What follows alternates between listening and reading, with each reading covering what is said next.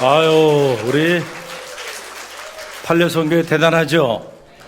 할렐루야. 예, 헌신예배 특성은 이렇게 하는 겁니다. 할렐루야. 옛날 생각이 나네요. 옛날에는 헌신예배 드리면 막 한복도 입고 다 이렇게 준비해서 했는데 어느 순간부터 그런 모습이 사라졌는데, 오늘 판례선 회원들이 갑자기 본당에 들어오는데 양쪽에 딱 도열했는데, 제가 좋아하는 컬러인 보랏빛 꽃들이 그냥 막 만발해가지고 이렇게 맞이하는 모습을 보고 그냥 들어오는 순간부터 막 은혜가 되는 거야. 할렐루야. 오늘 특송도 우리 회장님을 비롯해가지고 참 특송하는 모습을 보니까 너무너무 마음에 기쁨이 있고 참 주님께서 기쁘게 받으셨을 줄로 믿습니다.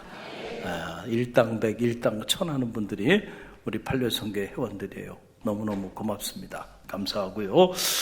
자, 오늘 주기도문 묵상 첫 번째 시간인데, 사실 오전 예배 드리고 식사하시고 이 시간에 이렇게 많은 성도들이 참여하는 거 결코 쉬운 일이 아니에요. 갈릴리 교회만 있을 수 있는 이런 현상이라고 봅니다. 할렐루야. 우리 옆에 있는 분들 바라보면서 대단하십니다. 우리 서로 칭찬합니다. 대단하십니다. 할렐루야. 대단하지 않으면 이 자리에 못 와요. 대단하지 않은 분들은 다 집에 가셨다니까. 오늘 대단하신 분들 오늘 이 자리에 사실 이렇게 시리즈로 이렇게 강의를 듣는 일은 절대로 쉬운 일은 아니에요. 그런데 갈릴리 교회는 DNA가 있어. 성공 DNA.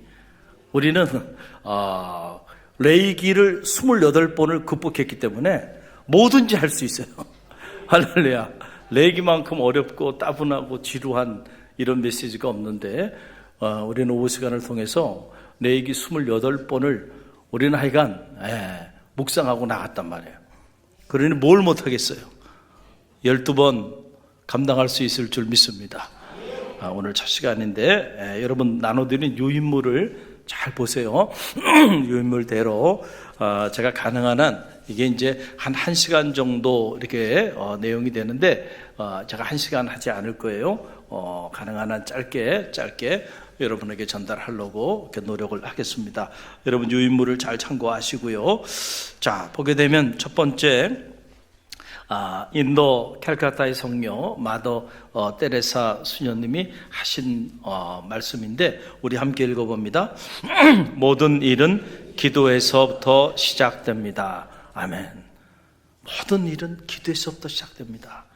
어떻게 아무것도 가지지 않고 그 연약한 여인이 모일폰으로 그렇게 많은 이들의 생명을 살리는 어머니로 성녀로 그렇게 지난 세기 최고의 명사 중에 한 인물로 그렇게 영향이 있는 삶을 살 수 있었을까? 이유는 다 어디에 있어요? 기도에 있다는 거예요. 모든 일은 기도에서부터 시작됩니다. 기도는 우리 성도의 삶의 시작이자 내용이고 마지막 끝자락입니다. 그러니까 우리가 기도하지 않고 이룰 수 있는 일이 있을까? 기도하지 않고 우리가 거룩한 삶을 살 수 있을까? 기도하지 않고 감히 우리가 하나님의 어떤 일을 행할 수 있을까? 여러분, 그런 일은 일어나지 않아요. 결국은 모든 일의 그 시작은 기도에서부터 시작된다는 사실을 여러분 꼭 기억하시고요. 우리가 이 주기도문, 주님이 가르쳐 주신 이 기도문을 묵상하면서 실제로 기도하는 기도자들이 되는 역사가 있게 되기를 주님의 이름으로 간절히 축원드립니다. 저는 종종 우리 교우들과 함께 특별히 3단계 사역훈련을 마치게 되면 1박 2일 피정을 가는데, 그 피정을 갈 때 저 충북 제천에 있는 베론 성지라는 곳을 갑니다. 캐톨릭 신자 중에 베론 성지를 가지 않은 사람은 없어요. 왜냐하면 캐톨릭 그 성도가 되면 다 베론 성지를 순례하게 하기 때문에 그것을 다 갑니다. 최초의 신학교가 있고 황사형의 백서가 기록되어 있는 장소이기도 하고요. 신앙의 자유를 위하여 그 산골짜기에 들어가서 옹기를 구우면서 그렇게 신앙의 그 정절을 지켰던 믿음의 선인들이 머문 그 성지예요. 그런데 그곳에 가게 되면은 무려 10,000평. 자, 우리 화면에 나오죠? 자, 여러분 잘 보이나요? 저게 대지가 10,000평입니다. 대지 10,000평에 지하 1층, 지상 3층으로 된 어마어마한 그런 기도 학교가 건립이 된 거예요. 여러분, 우리는 생각하기를 아니 기도 그냥 하면 되지. 무슨 기도를 가르치기 위해서 만평의 대지 위에 저렇게 웅장한 어마어마한 건물을 짓고 기도를 가르치나 이렇게 생각할 수 있을 거예요. 그러나 여러분, 기도만큼 쉬운 것도 없지만 기도만큼 어려운 것도 없습니다. 여러분들이 기도하는 일 참 귀한 일이에요. 그러나 정말 더 중요한 것은 우리가 바르게 기도하는 거예요. 자, 믿음의 길을 걸어가지 않는 이들도 정한수 띄워놓고 기도해요, 기도하지 않아요? 기도하죠. 입시철만 되면 산이고 들이고 다 기도하는 사람들이 즐비해요. 그러나 그 사람들의 기도와 우리 그리스도인의 기도는 달라야 하는 거죠. 어떻게 기도할 것인가? 무엇을 구해야 될 것인가? 여러분, 이 기도를 배우는 일은 사실 결코 쉬운 일이 아니에요. 왜냐하면 결국은 기도가 삶이 되어야 되기 때문에. 할렐루야. 그 단계까지 이르기 위해서는 평생 죽을 때까지 우리는 기도를 배워야 돼요. 그리고 기도하기를 기도하면서 기도 생활에 대한 영적인 훈련을 해야 한다. 그러니까 저렇게 어마어마한 저 성지에 10,000평이 넘는 곳에 기도 학교를 세우고 가톨릭에서는 신도들에게 기도를 가르치는 거예요. 할렐루야. 근데 우리 개신교는 거기에 비해서 기도를 그만큼 중요하게 여기면서도 기도를 정작 잘 가르쳐 주지 않는다는 거예요. 오늘 우리 갈릴리 교회가 12번에 걸쳐서 예수님이 가르쳐 주신 그 기도를 우리가 시리즈로 기도에 관한 말씀을 선포하고 여러분의 기도에 대해서 배우는 시간을 갖게 될 겁니다. 할렐루야. 사모하는 마음으로 여러분들이 완주해 보세요. 기도의 새 지평이 열리게 될 줄로 믿습니다. 오늘은 그 첫 시간이에요. 첫 시간이라 하늘의 문을 여는 기도라고 하는 영적인 대주제를 가지고 오늘 주님께서 직접 가르쳐 주신 기도죠. 이 기도문을 우리가 묵상하게 될 텐데 오늘은 서론적인 차원에서 과연 기도란 무엇인가에 대한 부분, 그리고 이 주기도문의 영적인 구조에 대한 부분만 서론적으로 말씀을 드리고 다음 시간에 직접 주기도문 안으로 우리가 들어가서 조목조목 말씀의 의미를 묵상하는 그런 시간을 가질 겁니다. 자, 나눠드린 유인물 두 번째입니다. 기도란 무엇인가? 라고 하네요. 기도란 무엇일까? 라고 하는 거예요. 20세기 최고의 신학자로 불리우는 분이 칼 발트예요. 이분이 쓴 책 로마서 주석이라는 책은 20세기 자유주의 신학자들이 노는 플레이그라운드에 핵폭탄을 터뜨린 것 같은 엄청난 파장을 가져온 놀라운 책입니다. 그러니까 저와 같은 조직신학자인데 이 칼 발트가 로마서의 말씀을 신학적 상상력을 가지고 재해석을 한 책이에요. 그 책이 세계 신학계에 엄청난 파장을 가져왔어요. 그만큼 영향력이 있는 핵폭탄이 떨어진 것 같은 그런 영향력을 가졌던 책의 저자가 칼 발트예요. 하나님은 누구신가? God is God. God is God. 하나님은 하나님이시다네. 하나님과 인간 사이의 이 질적인 차이를 선포하면서 하나님의 하나님 되심을 선포하신 그런 놀라운 메시지가 담겨있는 그런 책이죠. 이 칼 발트가 기도란 무엇인가? 기도에 대한 정의를 했는데 기도는 하나님의 선물이라는 거예요. 한번 따라해보세요. 기도는 하나님의 선물입니다. 저는 엄청난 말씀이라고 생각해요. 기도가 하나님의 선물임을 알게 될 때 우리는 기도하지 말라 그래도 기도하게 돼 있어요. 할렐루야. 기도는 하나님의 선물이다. 왜 기도가 하나님의 선물일까? 제가 세 가지 차원에서 짧게 여러분에게 말씀을 드리겠어요. 첫째는, 우리는 기도를 통하여 하나님과 영적인 사귐 안으로 들어간다는 거예요. 뭐를 통하여? 기도를 통하여. 여러분, 하나님은 하늘에 계시고 우리는 어디에 있어요? 땅에 있죠. 하나님은 창조주가 되시고 우리는 피조물이 돼요. 그런데 감히 이 땅에 있는 이 피조물인 우리가 하늘에 계신 하나님, 창조주 하나님과 어떻게 사귐과 교제 안으로 들어갈 수 있을까요? 여러분, 이것 자체가 신비고 이것 자체가 놀라운 일이죠. 여러분이 이렇게 조금 사회적으로 지위가 있거나 좀 이렇게 네임밸류가 있는 그 어떤 사람하고 사귐과 교제 안에 있다고 하는 것만 가지고도 때로는 그것이 자랑이 되기도 하고 때로는 그것이 능력이 되기도 하죠. 그래서 실제로 친하지도 않으면서 친한 척하기도 하잖아요. 그런데 여러분, 한번 상상을 한번 해보세요. 창조주가 되신 하나님, 그 하나님과 내가 실제로 사귐과 교제 안으로 들어갈 수 있다는 거예요. 이건 엄청난 일이 아닐 수가 없어요. 그런데 여러분, 그 길은 오직 기도를 통해서만 가능하다는 거예요. 그러니까 기도가 얼마나 하나님이 우리에게 주신 놀라운 선물이고 축복인지 우리는 이 사실 앞에서 깨닫게 되는 거예요.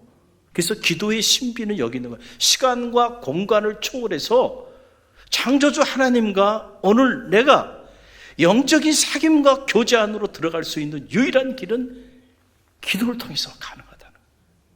저는 실제로 이 기도를 통하여 하나님과 사귐 안에 있는 성도들이 되시기를 주님의 이름으로 간절히 축원드립니다.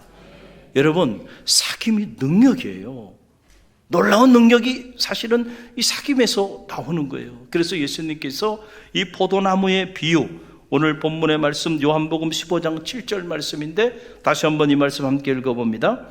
너희가 내 안에 거하고 내 말이 너희 안에 거하면 무엇이든지 원하는 대로 구하라. 그리하면 이루리라. 아멘. 사귐의 기도에 관한 말씀이죠. 너희가 내 안에 거하고 내 말이 너희 안에 거하면 무엇이든지 구하라. 그리하면 얻으리라. 여러분, 기도의 사실 궁극적인 목적은 사귐에 있는 거죠. 그리고 그 사귐이 깊어지면 여러분이 입을 열어 무엇을 구하든지 간에 입을 열어 구하는 모든 것들이 응답되게 된다라고 하는 사실이에요. 할렐루야. 그래서 여러분들이 정말 능력 있는 기도자가 되기 위해서는 기도를 통하여 하나님과 깊이 있는 사귐과 교제 안으로 들어가는 성도들이 되시기를 간절히 바랍니다. 그 깊이 있는 사귐 안에 들어가면요, 사실 구하지 않은 것까지 채워주시는 하나님의 역사가 여러분의 삶의 자리 가운데 가득 흘러 넘치게 될 거예요. 제가 대학에 있을 때도 이렇게 보면 제자들이 있잖아요. 제게 와서 상담하거나 제게 와서 어떤 문제에 대해서 논의하지 않아도요, 앞서가면서 제가 그 제자들의 그 진로나 그 미래에 대해서 먼저 고민을 다 하고 있습니다. 저 친구가 이제 졸업하면 이런 쪽으로 가야 할 텐데 길이 좀 열렸으면 좋을 텐데 지금쯤은 여기저기 어플라이를 하니까 추천서가 필요한데 제가 앞서가면서 다 생각합니다. 왜냐하면 저하고의 그 깊이 있는 사귐 안에 있으니까. 물론 제가 모든 10,000명이 넘는 학생들하고 그런 사귐과 교제 안에 있는 게 아니거든요. 특별히 제가 사랑하는 제자들, 그리고 저하고의 영적인 교제와 사귐 안에 있는 그 친구들은 저에게 와서 말하지 않아도 제가 앞서가면서 그 친구들에 대하여 새벽에 기도하면서 이름을 불러가며 중보하며 기도하고, 그리고 그 아이들의 가정 형편, 그리고 앞으로 진로, 이런 것들에 대해서 늘 고민해가면서 앞서가면서 그들의 앞길을 위하여 중보하고 기도하고 예비해요. 왜냐하면 저하고의 사귐이 있으니까. 그런데 어느 날 저하고 아무런 사귐도 없고 교제도 없는데 갑자기 이렇게 학기 말이 되면 추천서 써달라고 하는 학생들이 많아요. 그래서 매 학기 한 추천서만 40-50개 써요. 일주일 이상 걸립니다.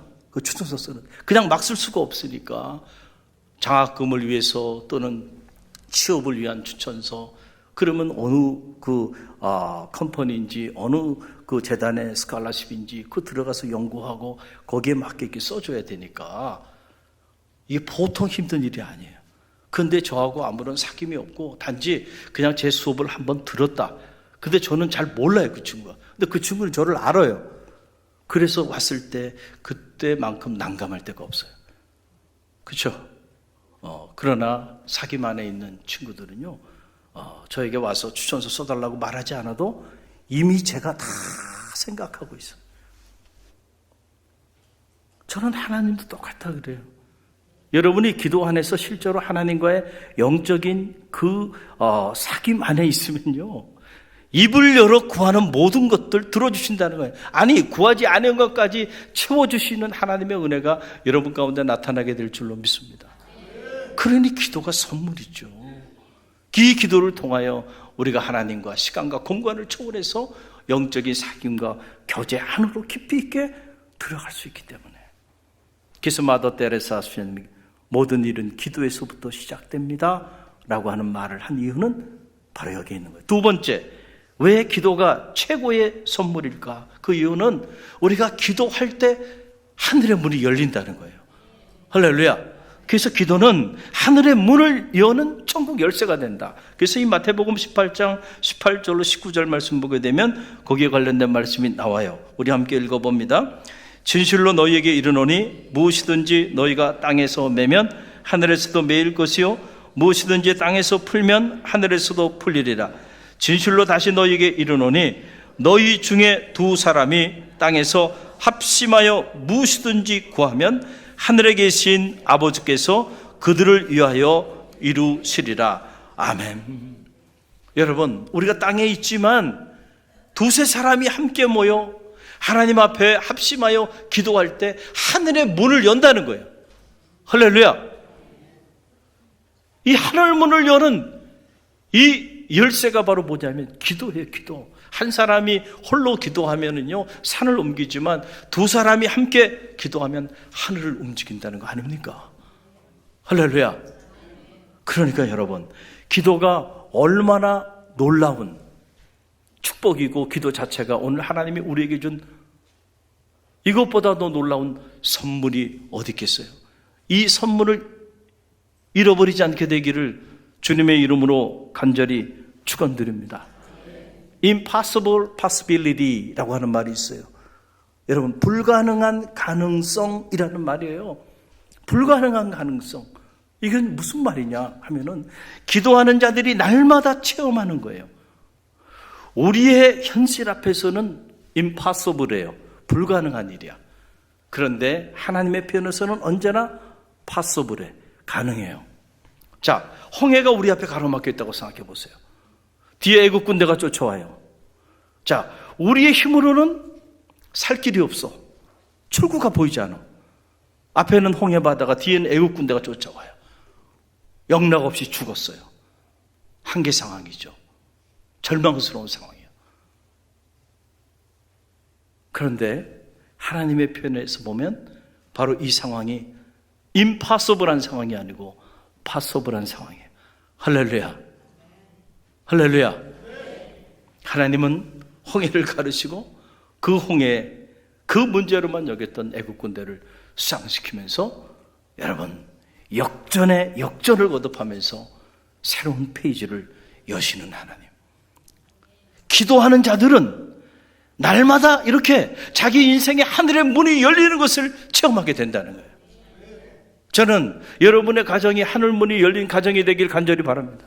여러분의 인생에 하늘의 문이 열리길 바랍니다. 여러분의 자녀들의 인생에도 하늘 문이 활짝 열리길 바랍니다. 우리 갈릴리 교회가 하늘 문이 열려있는 교회가 되기를 간절히 바랍니다. 그것은 오직 기도를 통해서만 가능하다는 거예요. 너희가 땅에서 매면 하늘에서도 매일 것이요 땅에서 풀면 하늘에서도 풀리리라. 뭘 가지고 우리가 하늘 문을 닫고 열 수 있는가? 그것은 두세 사람이 In the name of Jesus Christ, 예수 그리스도의 이름으로 모여서 함께 기도할 때에 여러분, 하늘의 문을 여는 역사가 나타나게 된다는 거예요. 얼마나 놀라운 일이에요? 이 놀라운 선물을 하나님은 우리에게 주신 거예요. 기도의 권세를 활용하시길 바랍니다. 이미 주신 권세를 우리가 활용하며 살아야 되는데 이미 주신 선물을 내가 받지 않은 사람처럼 그렇게 살아가고 있다고 한다면 그것만큼 안타까운 일이 없다는 거죠. 세 번째, 기도가 선물인 이유는 바로 뭐냐면은 우리가 기도할 때 하나님이 우리에게 희망을 선물로 준다는 거예요. 뭐를 선물로 줘요? 희망. 여러분, 주르겐 몰트만이라고 하는 세계적인 신학자죠. 이분이 많은 책을 썼는데 그 중에 하나가 바로 뭐냐면 희망의 신학이라는 책이에요. 갈릴리 교회는 수준이 있는 교회니까 이 정도는 알아야죠. 따라해서 희망의 신학. 이 희망의 신학이라는 책을 썼는데 이게 1960년대 유럽이 1, 2차 세계대전 이후에 정말 좌절과 절망 가운데 빠지기 시작했습니다. 하나님이 살아계시다고 한다면 어떻게 이런 일이 있을 수 있는가? 라고 하는 이 물음 앞에서 신정론의 문제 앞에 다 회의와 좌절과 절망 가운데 빠질 때 그때 혜성처럼 나타나서 이 한 사람, 이 주르겐 몰트만이라고 하는 이 신학자가 한 권의 책을 썼고 그 한 권의 책이 이 죽음의 신학이 자리했던 이 잿더미에서 여러분 전 유럽을 감동시키면서 새로운 희망의 삶의 자리로 유럽의 크리스찬들을 일깨웠던 그런 놀라운 책이에요. 여러분, 이 책에서 이 주르겐 몰트만이 뭐라고 얘기했냐면은 하나님 앞에서 절망하는 것, 절망이라는 게 뭐예요? 희망을 단절시켜 버리는 거죠. 그것만큼 무서운 죄가 없다 그래요. 그럼에도 불구하고 여전히 하나님은 살아계시고, 할렐루야. 그 살아계신 하나님 앞에서 어떻게 우리가 희망을 포기할 수 있겠는가? 그것만큼 신성모독이 어디 있겠는가? 할렐루야. 아무리 열악한 상황에 있고 아무리 우리가 이해되지 않는 삶의 상황이 있다 할지라도 여전히 우리의 삶은 희망이 있어요. 왜냐하면 하나님이 그럼에도 불구하고 우리와 함께 하시고 여러분과 함께 하고 여러분의 가정과 함께 하고 여러분의 자녀와 함께 하고 우리 반려성교와 함께 하기 때문에 이 믿음이 여러분 가운데 흔들리지 않게 되기를 간절히 바랍니다. 그런데 실제로 우리가 믿음의 길을 걸어가다 보면 우리의 믿음이 도전을 받는 거예요. 그래서 우리가 희망을 가지고 살기보다는 때로는 낙심합니다. 작은 일에도 여러분 좌절하고 절망합니다. 그렇죠. 그런데 그때 여러분들이 하나님 앞에 나와서 한번 기도해 보세요. 그리고 그 기도를 통하여 영적으로 하나님과의 사귐 안으로 들어가 보세요. 놀라운 여러분의 삶의 변화들이 나타나는데 그 변화 중에 가장 강력한 변화는 좌절과 절망 그리고 낙심의 이 먹구름이 놀랍게도 기도하는 중에 한순간에 마치 아침 안개가 거치는 것처럼 한순간에 거쳐지면서 여러분의 삶의 믿음의 배짱이 생기고 그러면서 어디서부터 오는 희망인지 모르는데 여러분의 미래에 대한 소망을 갖게 하신다니까요. 할렐루야. 이게 기도를 통해서만 가능해. 기도하는 자들에게는 그래서 때로 낙심할 수도 있어요. 좌절할 수도 있어요. 절망할 수도 있어요. 그러나 끝까지 기도할 때에 하나님과 영적인 사귐 안에서 그럼에도 불구하고요. 희망을 노래하는 비전, 그 비전을 가진 사람들이 되는 거예요. 믿음은 바라는 것들의 실상이요. 보지 못하는 것들의 증거니라. God's perspective. 하나님의 시선을 갖는 거예요. 하나님의 미래를 바라보는 눈을 갖게 돼요. 그래서 아무리 열악한 상황 속에서도 좌절하거나 낙심하지 않아요. 사업을 실패했어도 가난해도 병들었어도 그럼에도 불구하고요. 절대로 희망을 포기하지 않습니다. 기도하는 사람은. 할렐루야. 왜냐하면 하나님은 그 사람을 통하여 새 일을 행하실 것이기 때문에. 자, 그러니까 여러분, 기도가 오늘 우리에게 주는 최고의 선물임에 틀림없죠. 기도를 통하여 하나님과 영적인 사귐 안에 있고 기도할 때 하늘의 문이 열리고 기도할 때 근심과 좌절, 절망의 먹구름이 사라지고 우리 안에 희망이 가득 흘러 넘치게 되니까 여러분, 이건 오직 기도를 통해서만 가능해. 그렇기 때문에 여러분, 마더 테레사 수녀님이 모든 일은 기도에서부터 시작됩니다 라고 말했고, 주님은 예루살렘 성전에 입성하시면서 주님께서 첫 번째 성전 정화 작업을 하시면서 분노하시면서 하셨던 말씀, 내 집은 만민이 기도하는 집이라 일컬음을 받으리라 하였거늘 너희가 강도의 구렬로 만들었구나. 정말 주님을 분노하게 만든 일은 다른 게 아니에요. 그렇게 많은 사람들이 성전에 모였는데 정작 기도하는 사람이 없는 거예요. 저는 이 주기도문을 묵상하면서 여러분이 머리로 주기도문에 대한 이해와 지식을 갖는 것도 중요하지만 그것보다 더 중요한 건 실제로 여러분이 기도하는 사람이 되는 거예요. 여러분의 가정에 여러분 때문에 기도의 소리가 사라지지 않게 되길 바랍니다. 여러분의 가정이 강도의 구렬이 되지 않길 바라고, 여러분이 섬기는 성교회나 목장이 강도의 구렬이 되지 않길 바라고, 갈릴리 교회가 강도의 구렬이 되지 않길 바랍니다. 여러분 한 사람 한 사람이 기도하는 사람이 돼야 돼요. 그렇지 않으면 오늘도 주님은 분노하실 거예요. 내가 다 헐어버리겠다 말이야. 다 헐어버리겠다. 그러니 여러분, 모든 일은 기도에서부터 시작됩니다 라고 하는 이 메시지가 우리에게 주는 영적인 의미가 얼마나 강력한가 라고 하는 사실이에요. 자, 여기까지 기도에 대한, 기도가 얼마나 중요한가. 기도가 뭐라고요? 하나님의 선물. 잊지 마세요. 자 그러면은 그렇기 때문에 주님께서 우리에게 친히 너희는 이렇게 기도하라 하시면서 기도를 가르쳐 주신 거예요. 그게 뭐예요? Lord's Prayer라는 주기도문이라는 게 바로 주님이 직접 가르쳐 주신 기도문이에요. 얼마나 기도가 중요하면 기도문까지 작성하셔서 가르쳐 주셨을까. 할렐루야. 여러분 그 내용을 우리가 이제 묵상하게 될 텐데, 자, 이 주기도문의 영적인 우리가 이제 그 구조를 좀 파악하기를 원하는데, 복음서에 보게 되면 주기도문이 누가복음 11장하고 마태복음 6장에 이렇게 주기도문이 기록되어 있는 걸 보게 돼요. 그런데 자, 누가복음에 보게 되면 예수님께서 한 곳에 이렇게 계셨는데 제자 중에 한 사람이 나와서 주님께 말하는 거예요. 주여, 가만히 보니까 저 요한이 자기 제자들에게 기도를 가르쳐 주는데 우리에게도 기도를 가르쳐 주세요.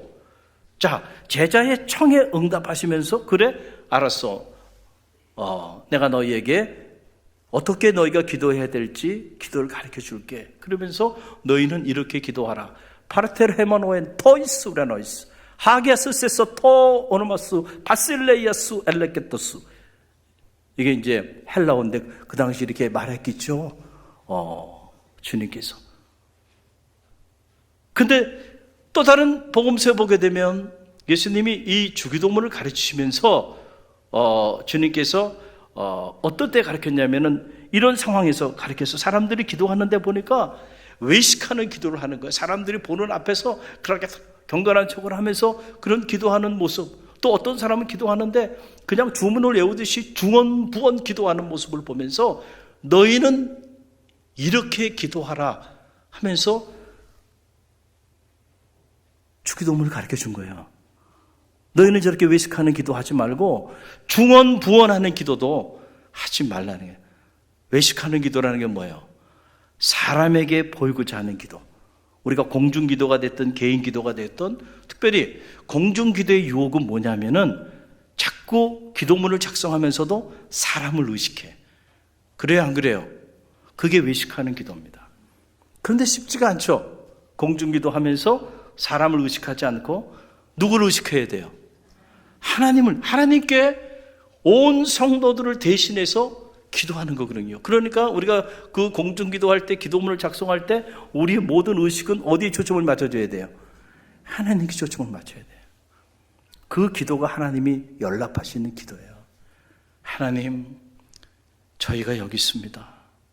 하나님, 저희가 죄인입니다. 하나님, 저희가 오늘 이 거룩한 성일 주님을 만나고 싶습니다. 하나님, 저희가 주의 음성을 듣고 싶습니다. 여러분, 이렇게 간단한 기도도요, 정말 그 기도가 하나님을 의식하고 하나님 앞에 진솔한 기도라고 한다면 여러분, 이 투박하고 단순한 이 기도가 하나님이 연락하시는 진짜 능력 있는 기도가 될 거예요. 그런데 아무리 화려한 기도를 해드려도요, 그 기도가 사람의 듣기 좋은 기도가 된다고 한다면 그 기도는 외식하는 기도가 될 수도 있다라고 하는 거죠. 그래서 너희는 이렇게 기도하지 말라 라고 하는 그런 말씀을 하시면서 주기도문을 가르쳐 주셨는데, 자, 주기도문의 구조는 이중적 구조를 가지고 있어요. 무슨 구조? 이중적 구조. 하나는 하나님을 향한 기도. 따라해보세요. 하나님을 향한 기도.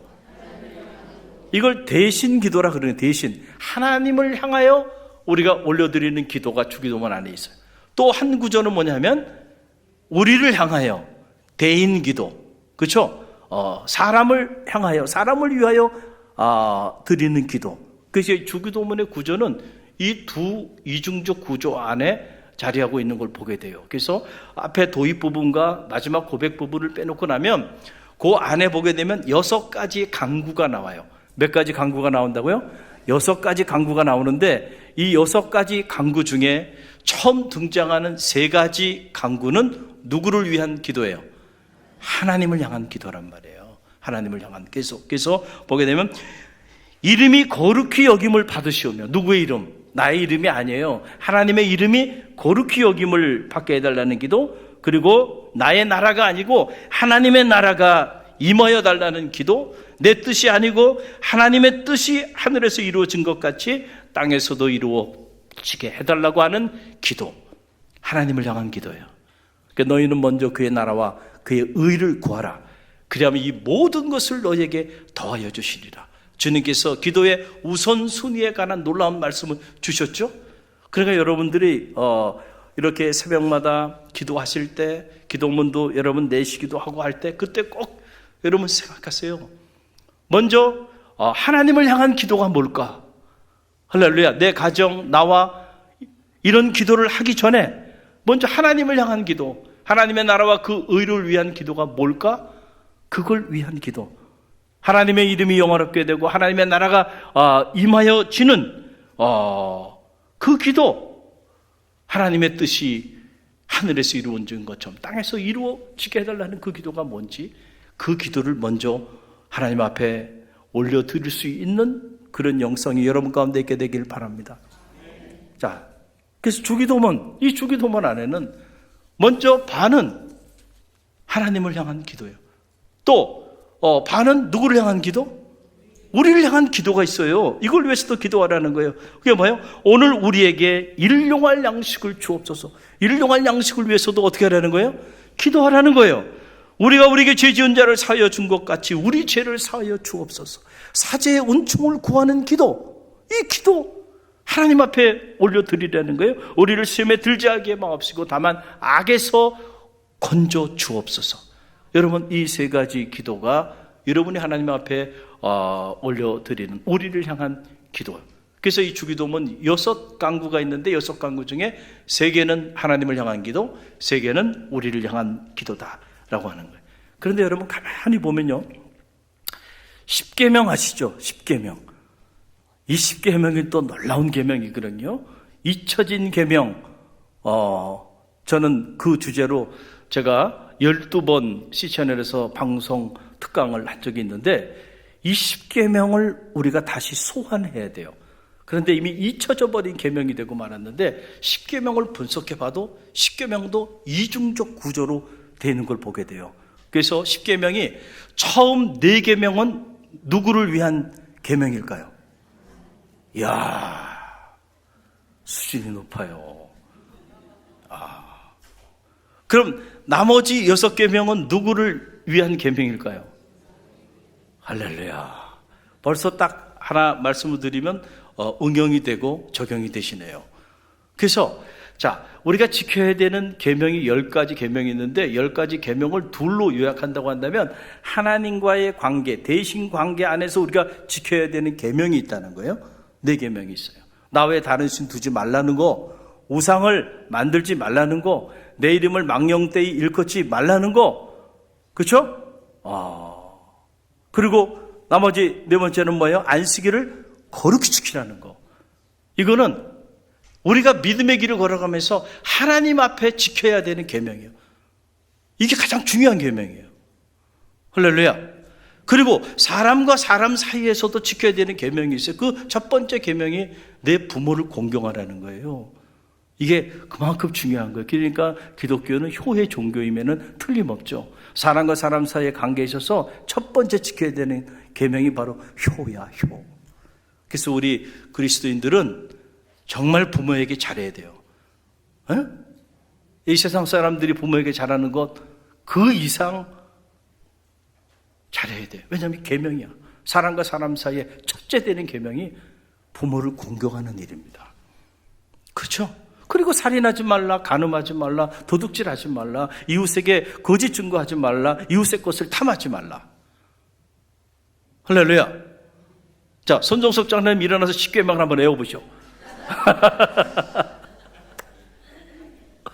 자, 이렇게 하나님을 향한 계명, 그리고 우리를 향한 계명, 이거 이중적 구조죠. 할렐루야. 어느 날 율법 박사가 주님께 와가지고 물었잖아요. 시험하게 했어요. 예수님 시험하게. 계명이 이렇게 많은데 그 계명 중에 가장 큰 계명이 뭡니까? 라고 물었는데 의외로 주님은 주저하지 않고 말씀하셨던 거예요. 뭐라고 말씀하셨어요? 내 목숨을 다하고 내 마음을 다하고 내 뜻을 다하여 주 너희 하나님을 사랑하라. 이것이 첫째 되고 가장 큰 계명이요. 둘째는 이것이니 내 이웃을 내 몸처럼 사랑하라. 할렐루야. 모든 선지자의 강령이니라. 그러니까 이렇게 많은 계명들이 있지만 결국 이 계명은 둘로 요약이 되는데 하나는 하나님을 사랑하는 일, 그리고 이웃을 사랑하는 일. 할렐루야. 이 계명으로 요약이 돼요. 정말로 여러분이 마음을 다하고 목숨을 다하고 뜻을 다하여 하나님을 사랑하게 되면 지금 십계명에 나오는 하나님에 대한 계명, 나 외에 다른 신을 두지 말라, 두라고 해도 두지 않겠죠. 할렐루야. 우상을 만들지 말라고 여러분 말하지 않아도 만들지 않겠죠. 하나님의 이름을 망령되이 일컫지 말라고 해도 망령되이 일컫지 않죠. 내가 마음을 다하고 목숨을 다하고 뜻을 다하여 하나님을 사랑하는데 어떻게 그분의 이름을 망령되이 일컬을 수 있겠어요? 어떻게 그분이 구별하시고 복 주신다 언약하신 그 안식일을 범할 수 있겠어요? 범하지 말래도요.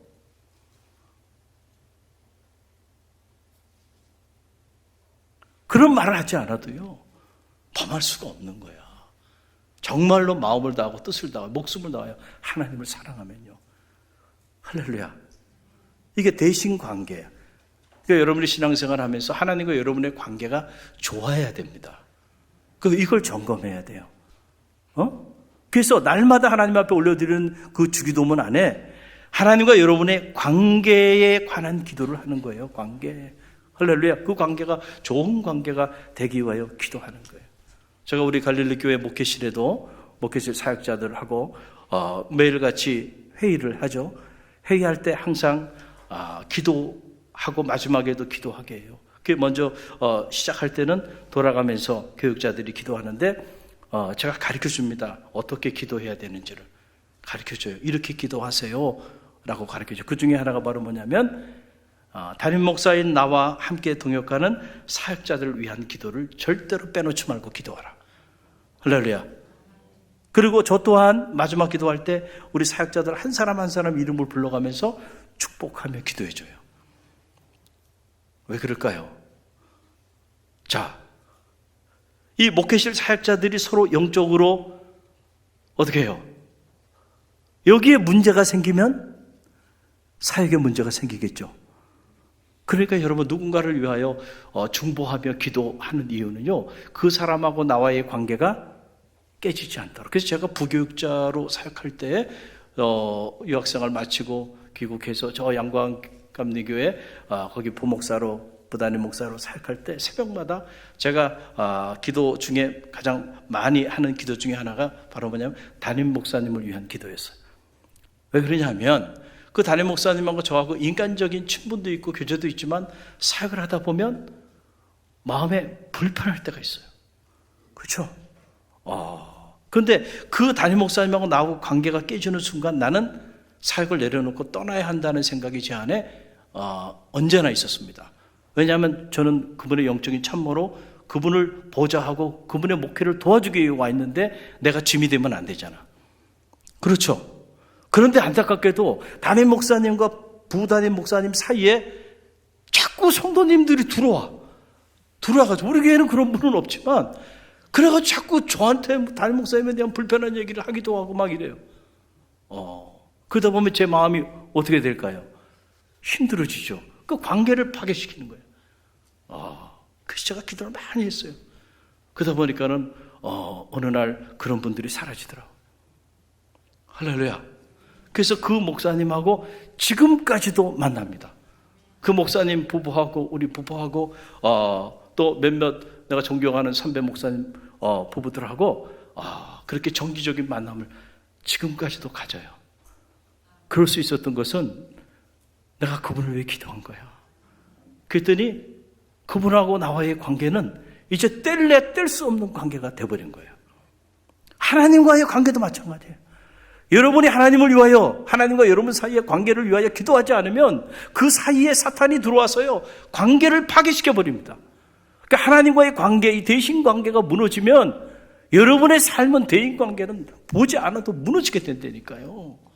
할렐루야. 그래서 하나님을 위하여 기도해야 돼. 할렐루야. 그럴 때 사람과 사람 사이의 관계, 이 놀라운 관계도 이루어지는 거예요. 이 사실의 비밀을 잘 알았던 사도 요한은 요한 3서 1장 2절에서 이렇게 말씀하여 준 거예요. 우리 함께 읽어봅니다. 사랑하는 자여, 내 영혼이 잘됨 같이 내가 범사에 잘되고 강건하기를 내가 간구하노라. 아멘.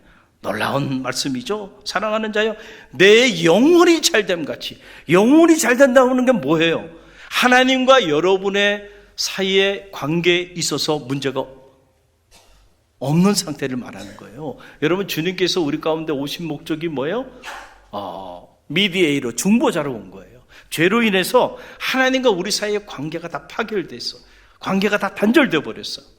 그래서 그 관계를 회복시켜 주시기 위해서 누가 오신 거예요? 주님이 중보자로 오신 거예요. 여러분의 기도를 통하여 하나님과 여러분의 관계가 좋아지게 되기를 간절히 바랍니다. 그 사귐과 교제 안으로 들어가게 되면은요. 그래서 여러분의 영혼이 잘 되면 범사가 형통하게 되는 역사가 나타나게 될 줄로 믿습니다. 우리는 그냥 막연히 범사가 형통하게 해달라고 기도해요. 그러나 여러분, 모든 기도 안에는 영적인 원리가 있어요. 이 원리를 따라 기도할 때 재밌기도 하고, 이 원리를 따라 기도할 때 기도의 그 줄이 깊어지기도 하고, 기도의 신비도 체험하고 기도의 능력도 체험하는데, 이 영적인 원리를 모르고 여러분이 기도하면 어떤 기도를 하냐면요, 주기도문을 여러분들이 암송하고 할 때 종교개혁자 마틴 루터가 한 말 중에 어떤 말이 있냐면은, 주기도문이야말로 가장 최악의 순교자가 됐다는 거예요. 이게 무슨 말이냐면은, 주기도문을, 주님이 가르쳐 주신 이 주기도문을 사람들이 어떤 모임을 갖고 폐할 때 그냥 주문처럼 그냥 아무 생각 없이 주기도문으로 끝낸단 말이에요. 그 주문이 되고 말았다는 거예요. 주님이 우리에게 가르쳐 주신 이 소중한, 이 놀라운 기도문이 그냥 주문이 되고 말았어요. 주기도문의 의미를 묵상하지도 않고 그 주기도문의 뜻을 따라서 기도하지도 않게 돼버린 거예요. 그러니까 끔찍한, 주기도문이야말로 끔찍한 뭐가 됐다는 거예요? 순교자가 됐대. 이 주기도문은 본래 기도를 가르치는 기도, 이게 주기도문이에요. 복음의 정수, 주기도문이에요. 할렐루야. 이런 주기도문이 그냥 주문으로 사라져버렸다고 한다면 얼마나 안타까운 일이겠는가. 이 주기도문 안에는 하나님과 우리 사이의 대신관계, 그리고 사람과 사람 사이에 이 대인관계에 관한 놀라운 기도의 비밀이 이 안에 다 담겨 있어요. 사랑하는 성도 여러분, 오늘은 서론이고 이제 다음 주는 이제 직접 주기도문의 말씀 안으로 우리가 이제 들어가게 되는데, 이 12번의 주님이 가르쳐 주신 이 주기도문을 우리가 깊이 묵상함으로 실제로 이 주기도문의 정신에 따라 기도하는 기도자가 돼서 여러분들이 하늘의 문을 여는 능력 있는 기도자들이 다 되시기를 주님의 이름으로 간절히 축원드립니다.